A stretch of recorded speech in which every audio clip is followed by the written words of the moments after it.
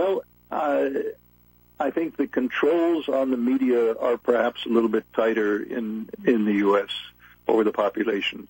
George W. Bush made a ban on any public declaration that a food product that contains genetically manipulated organisms or not. So it's forbidden in the U.S. to label things like that. In Europe, there is a huge grassroots movement, not only of farmers but of consumers. There's a tradition of natural food. Keep in mind, Europe was devastated by 2 world wars in the last century. America wasn't touched, so in any comparable sense, at least.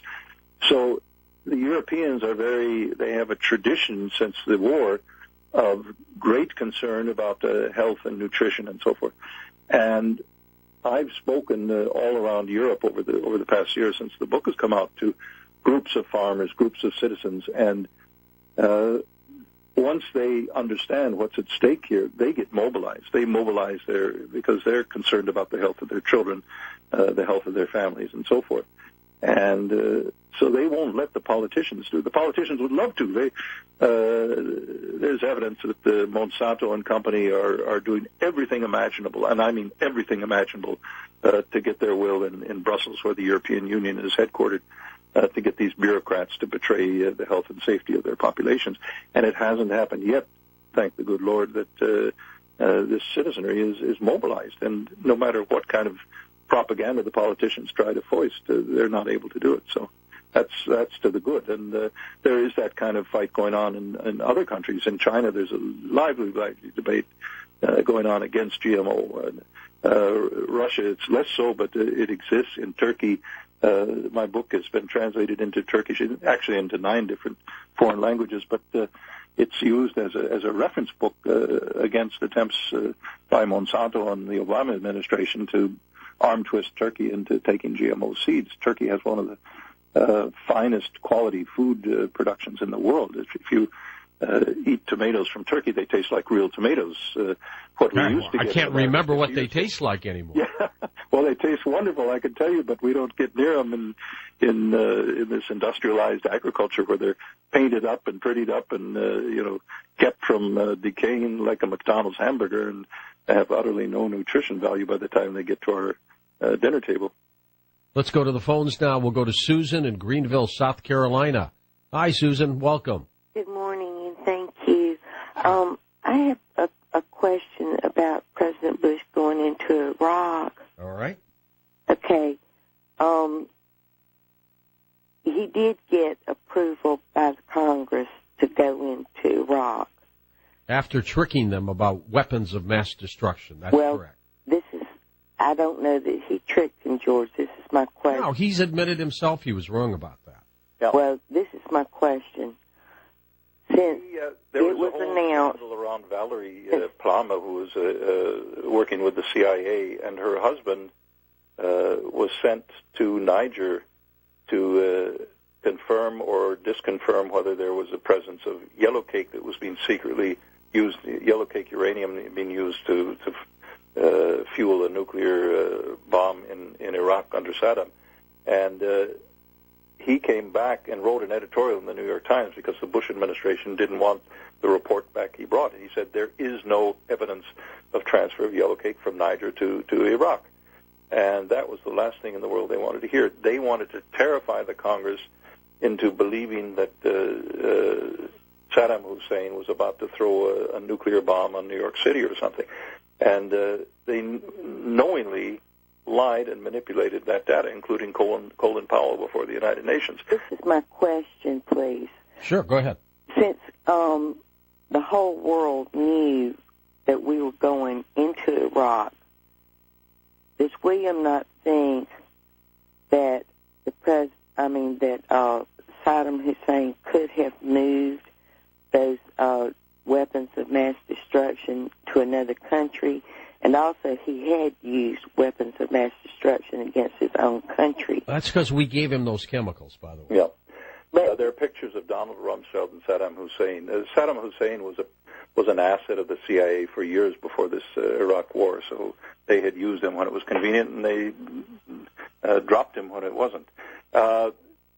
you just don't move nuclear devices from country to country. And what country would take that with all the security risks of being intercepted by U.S. or NATO aircraft in the moving process? The UN inspectors who went there confirmed time and again that the weapons programs of Saddam Hussein had stopped almost a decade or more before the decision to go to war with Iraq. The weapons of mass destruction was a cover story, an excuse, a lie told to us in the United States and in the world to justify a war of aggression. And many American lives were sacrificed for that needless war. Was Tony Blair taken in, or did he know too? No, there's no evidence that Tony Blair was taken in. His closest advisor was Lord Brown, the head of British Petroleum. Brown, there's statements from a former cabinet minister who was fired by Blair, Meacher, and he said Tony Blair went into Iraq for the oil. He wanted to make sure, on the advice of British Petroleum, that the British did not lose out on the huge untapped oil reserves that were going to fall into the American hands after the war. So Tony Blair was a witty actor, and this is all the evidence to support this. And he lied to his own people and to the world and to Washington to suit that. All politics. William, stay with us. We're going to come back and take final phone calls in a moment on Coast to Coast AM. And again, his website linked up at coasttocoastam.com. We shall be right back.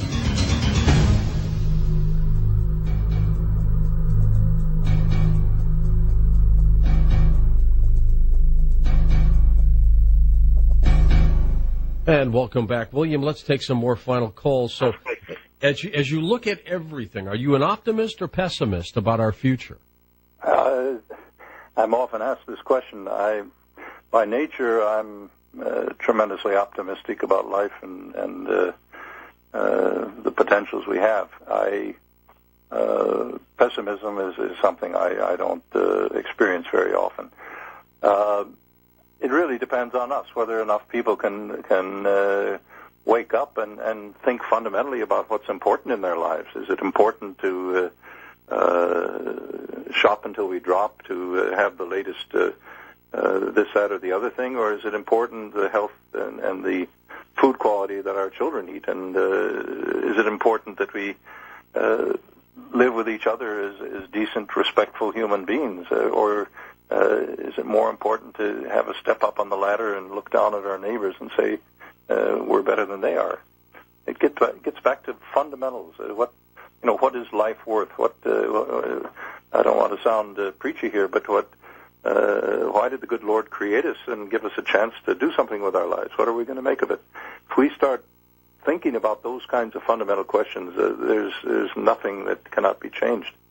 What happened to these elitists, William? I mean, I'm sure when they were kids, they liked people. Something happened to them. No. If I may interject something here, Sure. This is something I've thought a lot about.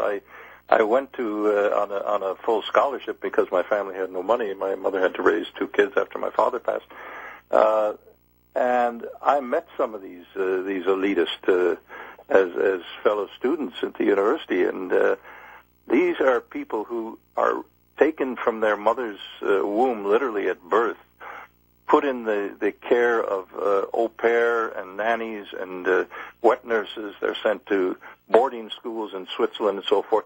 And the whole education of these are really very, very elite, powerful people. Their whole education is not to have human feelings for other human beings, so that they react without emotion when someone out of their class is killed or destroyed or maimed. And I've witnessed that close up. I spent 9 years as a freelance journalist at the Davos World Economic Forum, talking and meeting with some of these elites, and they are among themselves, they're congenial, they're joking and so forth, and the minute they're confronted with someone who's not part of the program, it's like a Jekyll and Hyde.